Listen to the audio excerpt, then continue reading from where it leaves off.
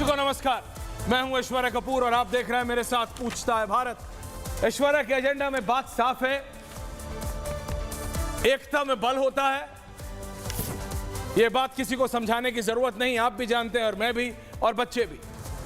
बटोगे तो कटोगे, बात सिर्फ इतनी थी, इकट्ठा रहो, इकट्ठा रहो, एकता में बल है। इससे कोई खतरे में कैसे आ जाता है मुझे आज तक समझ नहीं आया। और ये वो लोग कहते हैं जो लोग हर दिन दिन में 4 बार 5 बार 6 बार सिर्फ ये बोलते हैं कि सब एक साथ आ जाओ, सारे मुसलमान एक साथ आ जाओ। उनको हिंदुओं के एक साथ आने में मुसलमान खतरे में दिखते हैं। और इसी तरीके के जब पोस्टर अनुराग भदौरिया लखनऊ में दिखे तो अखिलेश यादव ने कहा, जो अध्यक्ष समाजवादी पार्टी के, कि ये एक सोची समझी रणनीति है। ये कैसी रणनीति है? एकता, सबको एक साथ लाना, ये कैसी रणनीति है? ये किसकी रणनीति? हर चीज में राजनीति क्यों? हां, आप किसी के खूनी को अगर पुलिस पकड़ती है तो आप उस पे, उसके नाम के बल पे या उसके नाम की वजह से उस पे राजनीति करते हैं, वो ठीक है। वो सोची समझी रणनीति नहीं है। जी हां, मैं आज ही की बात कर रहा हूं और उत्तर प्रदेश की बात कर रहा हूं। ये जो तस्वीरें आपके सामने आ गई, इसमें समाजवादी पार्टी का ये ऑफिशियल कमेंट है, ऑफिशियल आधिकारिक, कि एक मजहब विशेष, धर्म विशेष के थे, इसलिए पुलिस ने गोली मार के एनकाउंटर किया। मारा नहीं है, घायल है। ये वही सोच है जो आतंकवादियों ने क्या किया, ये करने से पहले उनकी तख्ती पड़ती थी कि कपूर है या खान। मैं बहुत समय से कह रहा हूं, वहां से चलती हुई यहां तक आ गई है। अफजल अंसारी कह रहे हैं बटोगे तो कटोगे का नारा नहीं, वोट का कोड वर्ड है। ये अराजक तत्वों के लिए कोड वर्ड है। अफजल अंसारी जी, आपको ये कोड वर्ड समझ आ गया? कहना है विजुअल्स ऑफ अफजल अंसारी। मुख्तार अंसारी की एलएमजी कोई कोड वर्ड नहीं थी। मुख्तार अंसारी के वो किए हुए काम कभी आपको कोड वर्ड नहीं लगे? अफजल अंसारी जी, ये आपको बटोगे तो कटोगे कोड वर्ड लग रहा है अफजल अंसारी को। और अफजल अंसारी जी को वो सारे कभी कोड वर्ड नहीं लगे जो मुख्तार अंसारी और कौन कौन और क्या क्या कब कब कहां कहां करते थे, बताओ? कोड वर्ड मतलब प्रधानमंत्री नरेंद्र मोदी ने 5 अक्टूबर 2024 इसी माह, अगर हम बटेंगे तो बांटने वाले महफिल सजाएंगे, इसमें अफजल अंसारी को कोड वर्ड लगता है। योगी आदित्यनाथ ने तो साफ कहा था, बटोगे तो कटोगे, एक रहेंगे तो नेक रहेंगे। इसमें कौन सा कोड वर्ड है और कैसा कोड वर्ड? बात सिर्फ साफ हो चुकी है। अब विपक्ष मुसलमानों की राजनीति कर रहा है और मैं खुल के बात कर रहा हूं, और बीजेपी प्रो हिंदू राजनीति, डेवलपमेंट सब अपनी जगह है साहब। But this is the clarity. पूरा विपक्ष, राहुल गांधी से लेके अखिलेश यादव, असदुद्दीन ओवैसी से लेके और अरविंद केजरीवाल तक, ये सब माइनॉरिटी की, मुसलमानों की पॉलिटिक्स। माइनॉरिटी नहीं, माइनॉरिटी में तो सिख भाई भी आते हैं, जैन भी आते हैं, उन सब की नहीं, सिर्फ मुसलमानों की राजनीति होती। और बीजेपी के प्रवक्ता तो अब आजकल खुल के बोलने लगे हैं, दीपक दादा, कि मुसलमान तो हमको वोट नहीं करते, तो वो प्रो हिंदू राजनीति कर रहे हैं। इसमें देश का क्या हो रहा है? इसमें आपका और हमारा फायदा है कि नुकसान?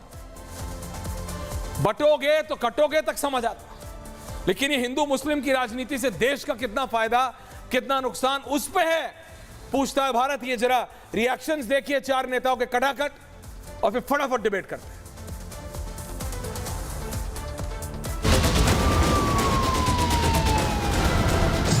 अगर हम बटेंगे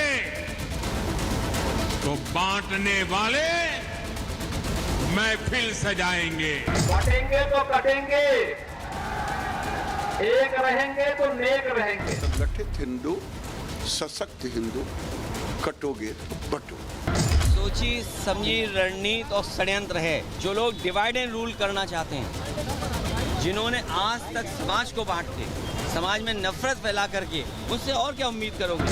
बटोगे कटोगे का नारा दिया गया। ये नारा नहीं, कोड वर्ड है। उन अराजक तत्वों के लिए कोड वर्ड है कि आप जो कुछ करना है कर दो। पूछता है भारत। बिल्कुल पूछता है भारत। आप देख सकते हैं शिवम त्यागी भारतीय जनता पार्टी के, अनुराग भदौरिया समाजवादी पार्टी, कंचना यादव जी आरजेडी, वरिष्ठ पत्रकार दीपक चौरसिया जी दिख रहा है मेरे को। यह आपका गमछा ट्रेडमार्क बन गया दीपक दादा। मुमताज आलम रिजवी साहब स्टूडियो में हैं और एआईएमआईएम के प्रवक्ता दानिश कुरैशी मेरे साथ है। मुझे जरा बताइए अनुराग भदौरिया जी, ये बटोगे तो कटोगे अराजक तत्वों के लिए कोडवर्ड कैसे है? ये कोडवर्ड कहां से आ गया? आपको गैंगस्टर्स के जो ऑफिशियल कोडवर्ड थे वो तो कोडवर्ड कभी दिखे नहीं। बाबा ने ये कह दिया बटोगे तो कटोगे, तो ये कोडवर्ड नजर आने लगा। अनुराग जी देखिए सवाल ये है कि आपने कहा कि बीजेपी वाले प्रो हिंदू की बात कर रहे हैं। प्रो हिंदू की नहीं, वो नफरत की बात करते हैं।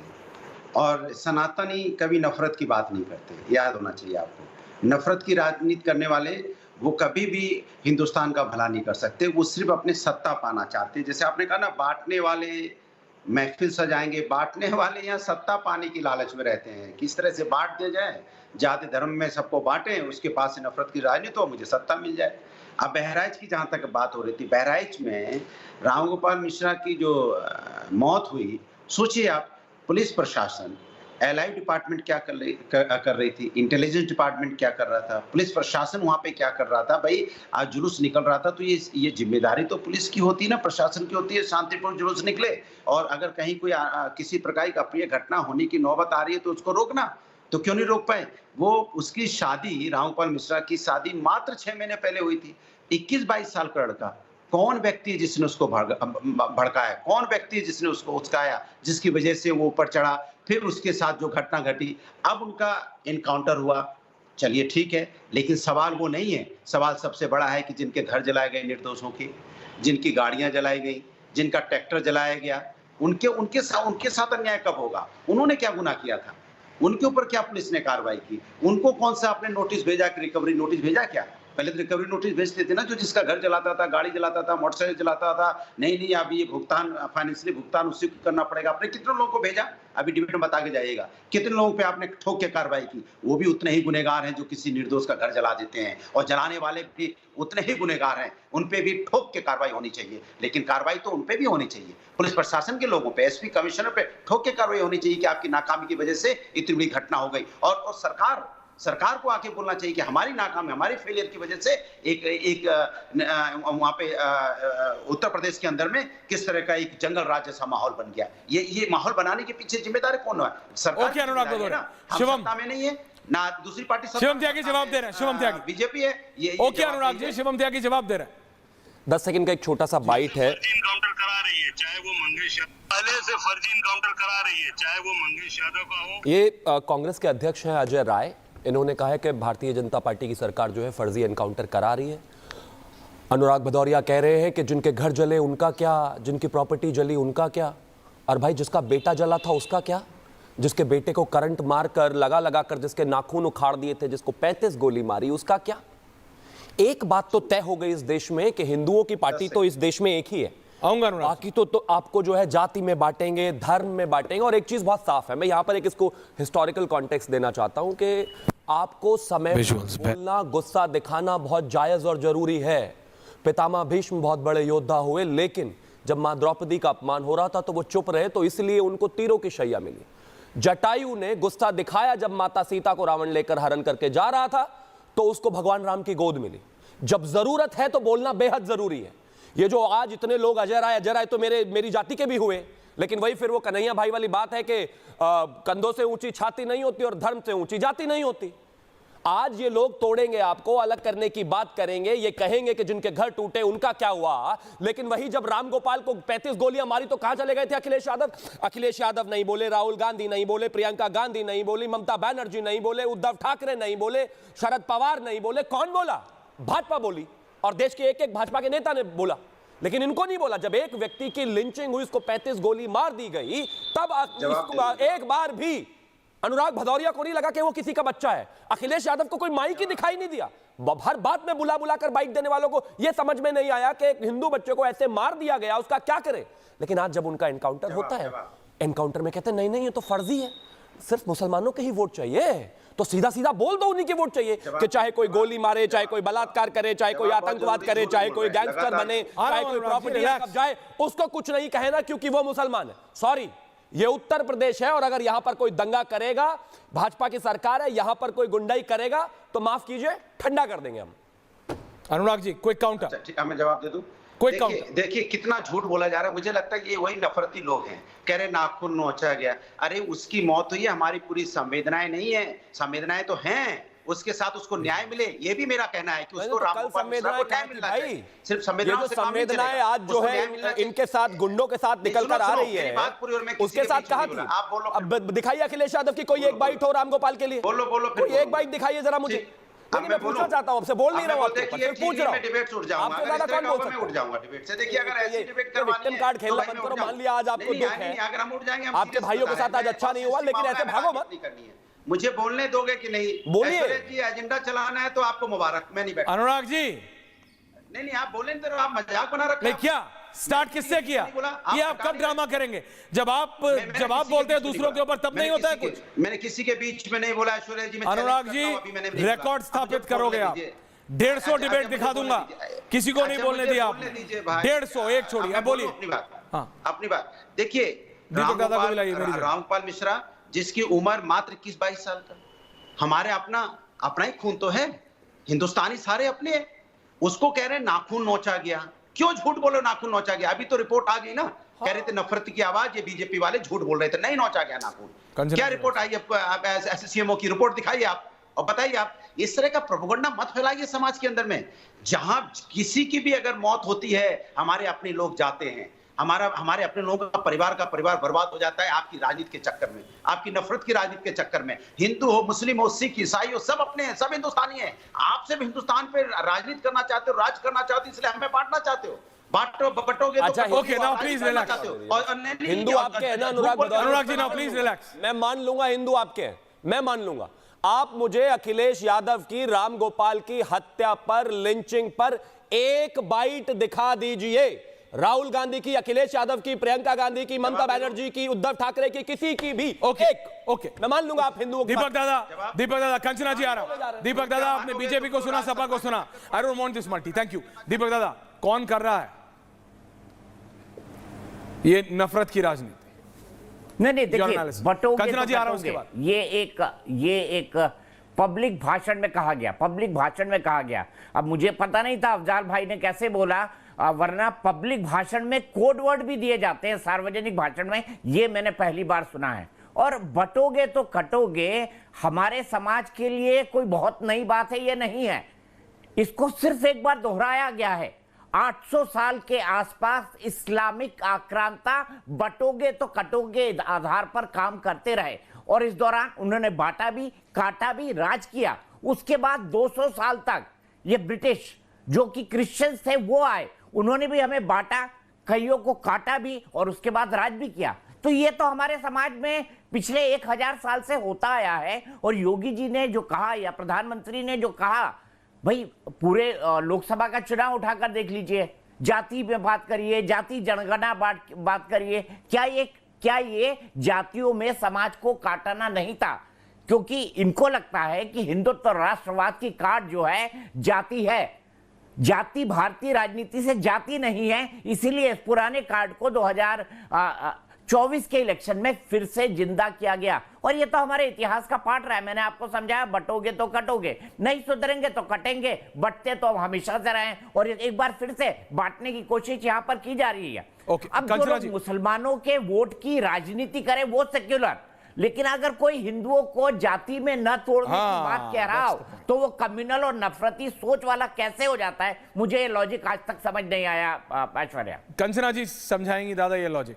कंचना जी नहीं, लॉजिक समझाऊंगी। अभी बहुत हमारे भारतीय जनता पार्टी के प्रवक्ता चिल्ला रहे थे और बोल रहे थे क्या, लेकिन मेरा सवाल है इनसे कि आर्यन मिश्रा का जब गौ हत्या, गौ के नाम पर जो रक्षक करने वाले लोग हैं उसका लिंचिंग कर देते हैं। आपकी सरकार ने कितने लोग का इनकाउंटर किया सर, और आपकी संवेदना कहाँ थी उस समय, बताइए। लेकिन मेरा 2 सवाल और है एडेड। पहला सवाल ये है कि अगर इनकाउंटर ही हर चीज का सलूशन होता तो उत्तर प्रदेश को स्वर्ग बन जाना चाहिए था। जितने इनकाउंटर उत्तर प्रदेश में हुए उतने इनकाउंटर और कहीं नहीं हुए, और उत्तर प्रदेश में ये दंगा तो होना ही नहीं चाहिए था, क्योंकि अभी रिसेंट में इनकाउंटर हुए हैं। इनकाउंटर सलूशन नहीं है, ये आपकी सरकार ही ने खुद प्रूव कर दिया है। और दूसरा, थोड़ी स्क्रिप्ट बदल लीजिए।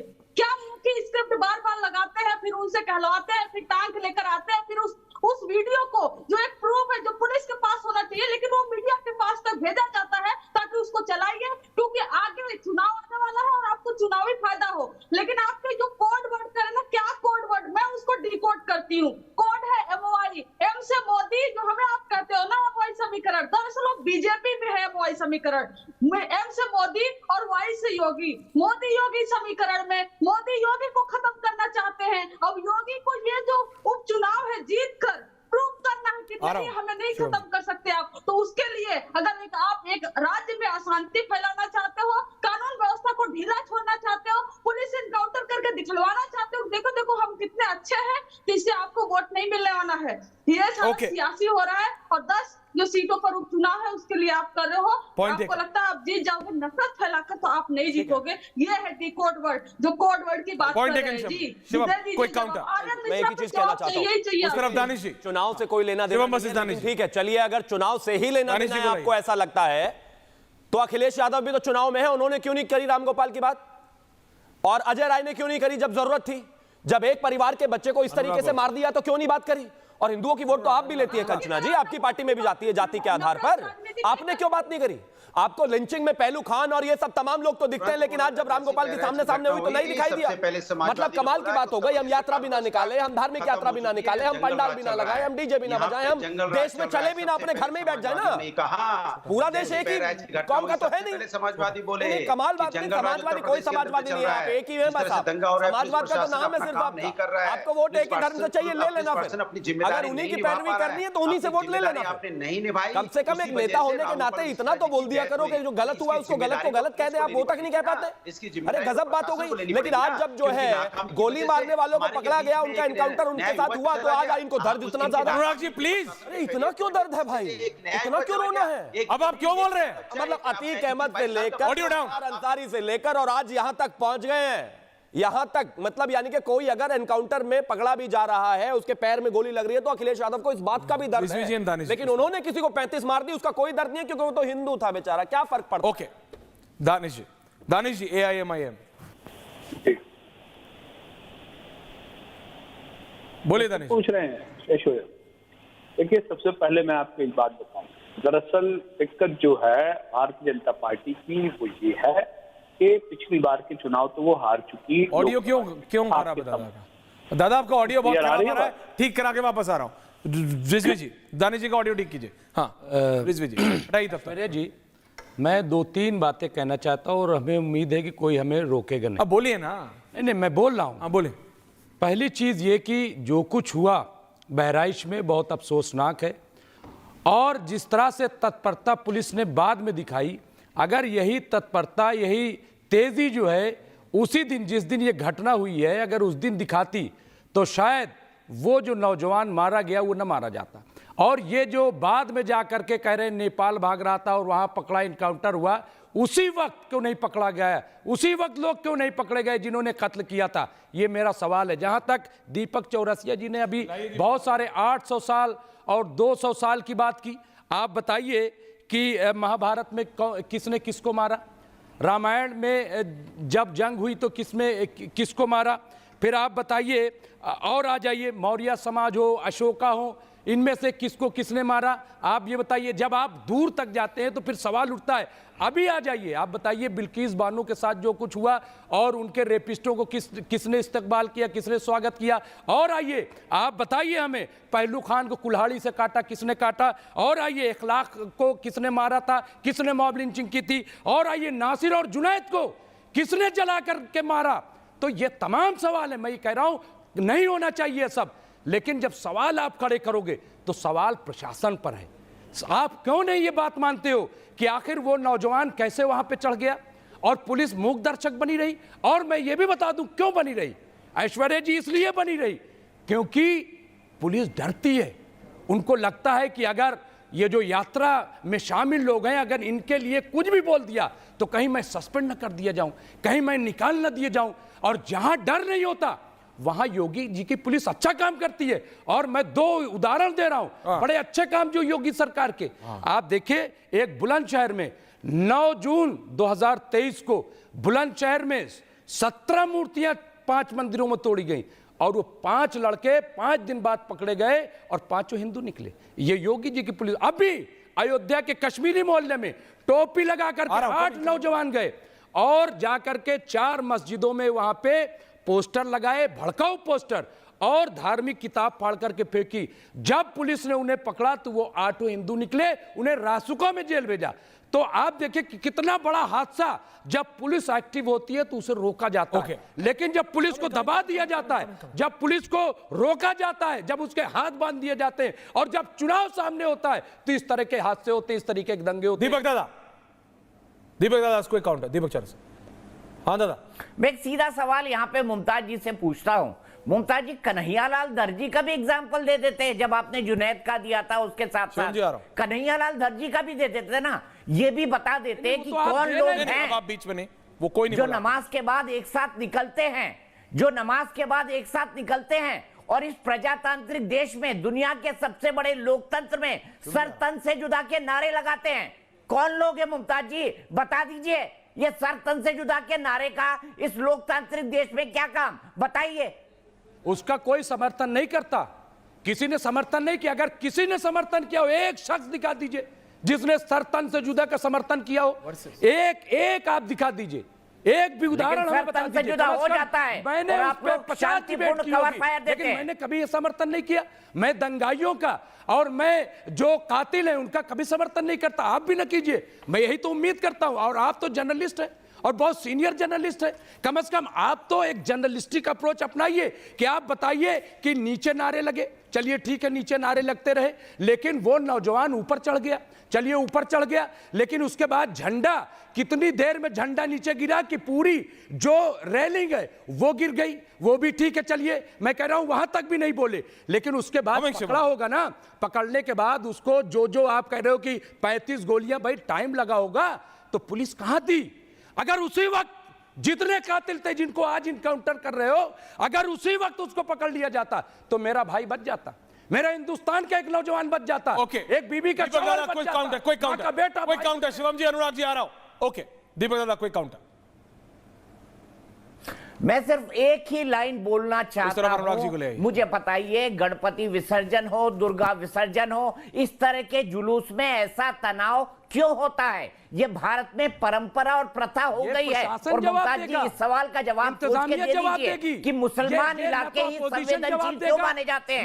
मुस्लिम इलाके ही संवेदनशील क्यों माने जाते हैं? बता दीजिए पूरे देश में। पत्रकार जानते हैं, उनके पास रिपोर्ट होती है, और जो लोग क्रिमिनल माइंड के लोग होते हैं उनको ऐसे जुलूस के वक्त उनको बाकायदा जो है या तो नजरबंद कर दिया जाता है या तो निगरानी की जाती है। ओके, पॉइंट कहा था। ओके शिवम त्यागी, कोई काउंटर। अनुराग जी आ रहा हूं, कंचना जी आ रहा हूं। कहना चाहता हूं बहुत शालीनता से, ये विषय लॉ एंड ऑर्डर का नहीं है। चाहे विषय बंगाल में पत्थरबाजी का हो, पंडाल पर, दुर्गा पूजा पर, दुर्गा विसर्जन पर, चाहे उत्तर प्रदेश का हो, चाहे झारखंड का हो, चाहे त्रिपुरा का हो, चाहे दिल्ली का हो, चाहे बिहार का हो, चाहे सरकार भाजपा की हो, कांग्रेस की हो, गैर भाजपा गैर कांग्रेस हो, ये पत्थरबाजी होती है, मानसिकता है। अब आप मुझे एक चीज बताइए, इन्होंने कहा कि पुलिस का इंतजामिया पूरा नहीं था। अरे शिवम त्यागी, ऐश्वर्या कपूर या फिर अनुराग भदौरिया या फिर दीपक चौरसिया या फिर कंचना जी, अगर दुर्गा पूजा विसर्जन के लिए जाते हैं तो उनको सिक्योरिटी चाहिए क्यों? अरे भाई तो पहले चाहिए। अरे ताजिए में आपको प्लीज, आप इनको बीच में लड़ना नहीं। आप ये बताइए, इनके ताजिए में इनको, अच्छा आपको कब सिक्योरिटी की जरूरत पड़ी शिवम त्यागी से? आपको कब सिक्योरिटी की जरूरत पड़ी शिवम त्यागी से? बताइए कब सिक्योरिटी की जरूरत पड़ी? किस ताजिए पे पत्थर फेंका एक हिंदू ने आज तक? बताइए प्रेम, एक हिंदू बताइए आप। प्रेम, शिवम, एक हिंदू बताइए। थैंक यू, शांति, प्रेम।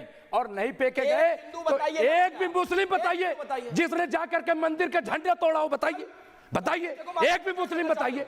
लड़के को मार दिया और क्या करना चाहते हो भाई? जिसने 35 गोलियां मार दी और क्या करना चाहते हो? और झंडे को उतारा हो और अब झंडा सुनिए, गाली दी हो, झंडे पर एक भी गाना बताइए। चिल्लाइए मत, बीच में नहीं। अब झंडे पर सुनिए, शांति से, अब झंडे पर सुनिए। शांति प्लीज, थैंक यू। कहना भी झंडे पर देखिए, मैंने आपको पूरा मौका दिया, उनको भी दिया। अनुराग Bhadauria also on the other side। अच्छा एक चीज बताइए, शिवम वर्सेस अनुराग, मैं आऊंगा वापस आपको रिजवी साहब। अब एक चीज रिजवी जी बताइए, आऊंगा, देखो पूरा मौका अब एक चीज बताइए, पूरा मौका दिया। I will come back to you. मैं जानता हूं आप इंसाफ करते हो, रुक जाइए ना, सवाल तो कर कर लीजिए। अब एक चीज बताइए, ये सरकार, अब एक चीज बताइए, मैंने कब मना किया? ये रूलिंग पार्टी है। अब एक चीज बोलिए बोलिए, उनको कंप्लीट करने दीजिए फिर। Thank you. अनुराग भदौरिया को भी लाइए। पब्लिक में मिस्टर अर्नब गोस्वामी ने एक झंडा लगाया हुआ है, और अगर मान लो कोई झंडा आकर उसको उतार दे, गिरा दे, तो क्या अर्नब गोस्वामी क्या करेंगे? कहेंगे गोली मार दो सीधा इसको। क्या मतलब है इस बात का? अगर झंडा हटा दिया, मान लीजिए हटा दिया, तो गोली मार दोगे क्या? कमाल बात हो गई। घर में पत्थर लेकर आते हो कि यहाँ भी जेब में पत्थर तो नहीं लाए हो? नहीं किया गोली मारने को। कमाल बात है। मैं कह रहा हूँ कि जब गोली मारी गई तो उसको पकड़ा क्यों नहीं उसी वक्त? पकड़ लिया ना आज। आज पकड़ा ना। ओके, अनुराग भदौरिया,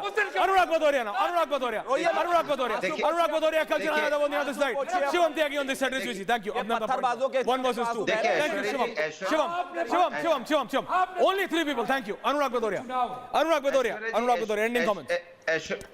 ऐश्वर्या जी, पहली बार पता चल रहा है कि भैया कानून व्यवस्था का मसला नहीं है दंगा हो जाना, कानून व्यवस्था का ही मसला है, क्योंकि पुलिस फेल हो चुकी है, पुलिस नाकाम हो चुकी है। उत्तर प्रदेश में जंगल राज चल रहा है, कोई किसी को गोली मार देगा, कोई किसी महिला के साथ अन्याय कर देगा, उसके बाद हम टीवी डिबेट में आके बहस मारेंगे। ये बताइए, किसान जो 700 मारे गए थे, जिनकी मौत हो गई थी, वो क्या हिंदू थे, मुस्लिम थे? कितने हिंदू मुस्लिम थे? महंगाई बेरोजगारी से कितने छात्रों ने आत्महत्या की है? क्या हिंदू है क्या मुस्लिम? जरा बता दीजिए मुझे। बेरोजगारी से कितने लोगों ने आत्महत्या की है? हिंदू या मुस्लिम? बता दीजिए कितने लोगों ने की? आप सिर्फ राजनीति करने आए हो, हिंदू मुस्लिम के नाम पे राजनीति करना चाहते हो, राजनीति करना चाहते हो। हिंदू मरे या मुस्लिम मरे, मेरा हिंदुस्तानी मरता है। हमारा अपना रामगोपाल मिश्रा या हम लोग के बीच से चला गया, आपकी नाकामी, आपकी फेलियर की वजह से, आपके प्रशासन की फेलियर की वजह से, और आप उसको मानने को तैयार नहीं हो, आप उसको न्याय नहीं दे पाए, आप उसको बचा नहीं पाए। अनुराग जी जवाब दे रहे हैं। अनुराग भदौरिया के साथ अनुराग जी आपको जवाब दे रहे हैं। आप तो ऐश्वर्या जी 20-25 साल से ज्यादा से जर्नलिज्म में है। आप बोलिए ना, आप बोलिए। वो रेडियो पर ना, आकाशवाणी पर वो गोबर से खाद बनाने की विधि आती थी। इनसे कुछ भी पूछो, बस यही विधि बताते रहते हैं, महंगाई, बेरोजगारी। अरे मुद्दा क्या है, उस पर बात करिए ना। अरे यही मुद्दा है, ऑफ कोर्स वो मुद्दा है, लेकिन जिस दिन वो मुद्दा होता है उस दिन उस पर बात कीजिए। यहाँ किसी की जान चली गई, उनको वही गोबर से खाद बनाना, बताइए कमाल बात हो गई है। बाहर निकलिए इससे। ये मुझे पता है आपको कि आपको दिक्कत हो जाएगी अगर आपने जान चली गई तो जवाब दे। आप हैं, आप बोलते हैं आप जवाब दे। जान चली गई तो कोई जवाब नहीं है आपके पास। क्यों जान चली गई? कोई जवाब नहीं। इसलिए चली गई क्योंकि पत्थरबाजी करते हैं लोग। ओके, इसलिए चली गई क्योंकि इस देश में हर यात्रा पर जो है बार बार पत्थरबाजी। देखिए कौन कर रहा है। जान चली गई क्योंकि 35 गोलियां मारी गई, जिस तरीके गाने बजाए गए, जिस तरह से पत्थरबाजी की गई, वहाँ हर जगह होती है। रिकॉर्डिंग क्यों नहीं कराई गई? कमाल बात हो, क्यों प्रशासन ने रिकॉर्डिंग जा ही नहीं रही है? हर जुलूस की रिकॉर्डिंग होती है। ये छोड़ दीजिए, ये फालतू क्यों नहीं कराई गई? ये उत्तर प्रदेश है, यहाँ ऐसा नहीं चलने वाला। ये अखिलेश यादव नहीं है, यहाँ अखिलेश यादव नहीं है कि अगर फतेहगढ़ में दंगा हो गया तो उसको बुलाकर जो है सम्मानित करेंगे। यहाँ अखिलेश यादव नहीं है। वोट लेने के लिए यहाँ अखिलेश यादव नहीं है। ऐसा है, लॉ एंड ऑर्डर से कोई भी खिलवाड़ करेगा, जवाब मिलेगा। कंचना जी, कंचना जी, गुनहगारों को रोकने में ओके, कंचना जी, कंचना जी, कंचना जी, कंचना यादव, कंचना जी, कंचना जी, आरजेडी। धन्यवाद धन्यवाद धन्यवाद। दानिश जी का ऑडियो आ मेरा फिर सीएम जी से ही सवाल है कि आर्यन मिश्रा ने कौन सा झंडा उतारा था? आर्यन मिश्रा का क्या गुनाह था? आर्यन मिश्रा का गुनाह यह था क्योंकि वो मुस्लिम की तरह दिखता था और इसलिए उसका लिंच कर दिया गया, मार दिया गया। और आपने कितने लोग का इनकाउंटर करवाया जो आर्यन मिश्रा को मारा? नहीं ना, क्योंकि वहां से आपकी पॉलिटिक्स ही नहीं होती है। आपकी जहां से पॉलिटिक्स ऑपरेट होती है वहीं से आप बोलोगे। सरफराज को लेकर आरजेडी को भी इतना दुख दर्द है। अरे पत्थरबाजों से प्रेम करके क्या करोगे इस देश में भाई? बात हो रही है सरफराज की, वो पहुंच गए आर्यन पे। सरफराज पे कहते हुए डर लग रहा है। वोट बैंक खत्म होने की दिक्कत है, नुकसान हो जाएगा, सेंटिमेंट हर्ट हो जाएगा वोटर्स का। मत करिए ऐसा भाई। ये कल सबको पत्थर मारेंगे। दुर्गा पूजा आप भी करते हैं भाई, बिहार में हर आदमी करता है, छठ करते हैं हर आदमी। कल उन पर भी पत्थर चलेगा, फिर क्या करोगे? फिर क्या करोगे बताइए? नहीं चल सकता है, नहीं चल सकता। ये जातियों में। Okay okay okay, Shivam Mishra ji, give her 45 seconds uninterrupted. Thank you, आपको ही मिलेगा। बोलिए मैम। 20 सेकंड। मेरा सवाल है कि बेगूसराय जो बिहार में इलाका है, वहाँ के लोकसभा जो इनके मेंबर है गिरिराज सिंह, उनके इलाके में हर साल दशहरे के दिन दंगा क्यों होता है? हर साल राज्य में आपकी सरकार है, केंद्र में आपकी सरकार है, लोकसभा आपकी है। इसलिए होता है क्योंकि गिरिराज सिंह इस पर पीएचडी कर रखे हैं और प्रोवोक करते हैं। वो चाहते हैं कि अशांति सहमति उनके लोकसभा में बनी रहे। ये आपके फायदे की होती है, आपके फायदे की राजनीति है कि दंगा करो, Okay, कंचना जी। प्रमोट करो और एक कम्युनिटी पर ब्लेम करो और बिना एविडेंस के, बिना प्रूफ के फिर एनकाउंटर जैसे सिस्टम में जाओ। Okay ma'am, point taken. Shivam Tyagi, इसको एक काउंटर एंडिंग कमेंट के लिए आ रहा हूं। दानिश भाई, अगर आपका ऑडियो ठीक हो गया, जब तर्क है भाई। दानिश भाई को लाइए, ऑडियो ठीक हो गया तो ये सरफराज को क्या कहते हैं, हमारे मिनिस्टर कहने गए थे क्या उसके घर में कि जाकर पत्थर मारो? कमाल बात हो गई। कौन कह रहा है? कोई नहीं कह रहा है। ये तो प्रॉब्लम डीएनए की है, ये प्रॉब्लम राज्य की भी नहीं है, ये यूपी की भी नहीं है, ये तो बिहार की भी है, ये तो झारखंड की भी है। कंचना जी, अब आप बोल रही हैं, बंगाल की भी है। ये तो हर जगह की प्रॉब्लम है ना, हर जगह की प्रॉब्लम है। और गिरिराज सिंह ने जाके नहीं कहा था उससे कि जाके पत्थर मारो और लोगों को 35 गोलियां मार दो। दीपक दादा आ रहा हूं। इतना कैसे, इतना प्रोवोकेटिव है तो कैसे इतना प्रोवोक हो जाते हो भाई? Point taken. AIMIM दानिश जी, उम्मीद करता हूं ऑडियो बेटर होगा। जी जी, बहुत बेटर है, बताइए। देखिए, सबसे पहला तो सवाल ये है कि भारतीय जनता पार्टी दीपक दादा को लाइए उस तरफ। इसी बहस में उन्होंने ये सुन लिया कि ठंडा कर देंगे। This are the words of Bharatiya Janata party के प्रवक्ता का। उसके बाद वो ये कहते हैं कि लॉ एंड ऑर्डर जैसा तो कुछ है ही नहीं। मतलब लॉ एंड ऑर्डर तो उन्होंने अपनी जेब में डाल रखा है, अब उनकी मर्जी चलेगी तब योगी साहब निकलेंगे और जाके किसी को भी गोली मरवा देंगे, क्योंकि उनका राज है, उनका शासन है। लेकिन मुझे लगता है कि भारतीय जनता पार्टी को इस मुगालदे से बाहर निकलना चाहिए। सत्ताएं आती हैं, सत्ताएं चली जाती हैं। सत्ताएं आप इसी तरह से अगर लोगों की हत्या करते रहेंगे, सुनिए, कानून और व्यवस्था का जो काम है वो योगी सरकार का बना रखने का काम है। किसी की हत्या कर देना या किसी की हत्या हो जाए उस पर बेतुका वो करना, मुझे लगता है ये मुनासिब नहीं है। क्यों? मैं आपको जवाब दूं। सवाल ये है कि जो नौजवान मारा गया उसकी जिम्मेदारी योगी सरकार की, जिसमें वो नाकाम रहे और उसके बाद वो एनकाउंटर दिखा के वो जो अपना बचाव कर रहे हैं, मुझे लगता है कि अगर उनको इतनी गारत जाग गई है तो उनको इस्तीफा दे देना चाहिए। मुझे लगता है देश में लोग उसको वेलकम करेंगे एनकाउंटर से भी ज्यादा, कि जो नौजवान शहीद हुआ उसके बजाय योगी जी इतने हाथ हो गए कि उन्होंने इस्तीफा दे दिया। लेकिन वो ऐसा नहीं करेंगे।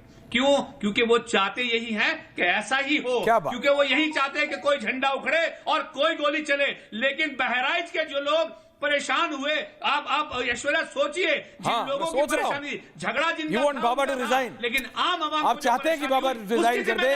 हालांकि बाबा अभी जिम्मेदार है और जो वहां स्वेरिंग इन सेरेमनी एक और दूसरे मुख्यमंत्री के से आ रहे हैं हरियाणा के। But relax, Deepak Chaurasia, ending comments. Okay Danish भाई, you want Baba to resign, ठीक है, ओके। AIMIM चाहेगा, इट्स ओके, कंप्लीटली ओके। आपकी बात जनता तक पहुंचाना मेरा काम है, मैंने किया। दीपक दादा, इतने हाथ हो गए बाबा, दीपक दादा, ओके। मैं आखिरी चीज कहना चाहूंगा, आखिरी चीज कहना चाहूंगा कि ये जो चीज है, गणेश विसर्जन, दुर्गा प्रतिमा, इस पर पत्थर बरसाना या मूर्तियों को तोड़ना, अभी कहा था ना कि कहां पर आया, आज तक कोई झंडा उतरा है? भाई हैदराबाद में माता दुर्गा की प्रतिमा को बड़े निर्मम तरीके से तोड़ा गया। अरे उनका नाम और ये तस्वीर सार्वजनिक हुई। अरे अभी की बात है, 3 दिन पहले की। करेक्शन कर दूं, 3 दिन पहले कर देता हूं आपका। किसी ने कुछ कहा? आप पता करा लीजिए, जब पकड़े गए तो उनका नाम कृष्णा गौड़ निकला, वो मुसलमान नहीं थे, पता कर लीजिएगा। ओके, ठीक है, आपने बोला, we will check, fact check करेंगे इसका। ओके दीपक दादा, 10 सेकंड्स प्लीज, चलिए, टाइम कम है मेरे पास। चलिए,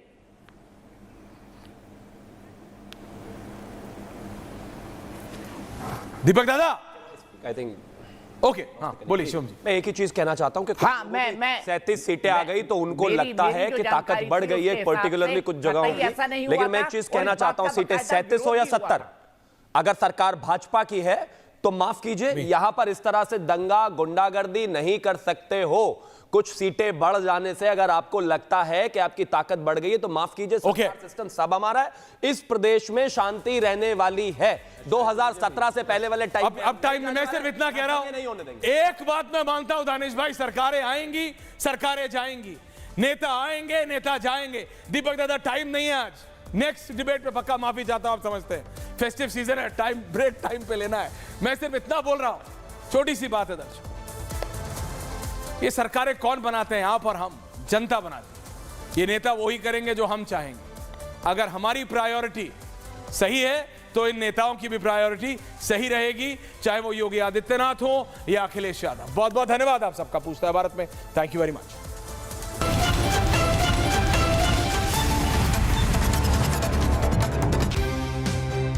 राजनीति कला संस्कृति का संगम, किसमें कितना है दम। उन्होंने राष्ट्र को भी कह दिया कि तुम जाओ। राष्ट्र प्रथम न होने का भी कोई विकल्प है। सबसे आगे होंगे हिंदुस्तान। राष्ट्र सर्वोपरि सम्मेलन 18 अक्टूबर सिर्फ रिपब्लिक भारत पर। राजनीति, कला, संस्कृति का संगम, किसमें कितना है दम। राष्ट्र सर्वोपरि सम्मेलन 18 अक्टूबर सिर्फ रिपब्लिक भारत पर।